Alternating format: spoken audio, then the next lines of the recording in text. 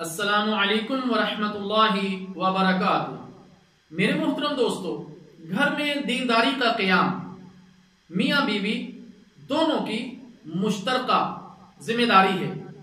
نبی مکرم صلی اللہ علیہ وسلم کا ارشاد ہے، مرد اپنے گھر والوں کا نگران ہے اور اس سے اس کے متحدوں کے بارے میں سوال ہوگا، اور عورت اپنے خاوند کے گھر اور اس کی اولاد کی نگران ہے اور اس سے ان کے بارے میں پوچھا جائے گا۔ صحیح بخاری۔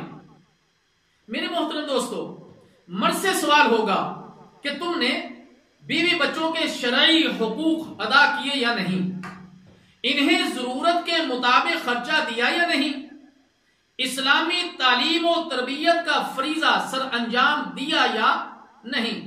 اسی طرح عورت سے سوال ہوگا کہ تم نے خاوند کی خدمت کی یا نہیں، خاوند کے مال اور اولاد کے ساتھ خیر خواہی کا معاملہ کیا یا نہیں، بچوں کی جس طرح عمدہ پرورش اور تربیت ذمے میں تھی اسے سر انجام دیا یا نہیں۔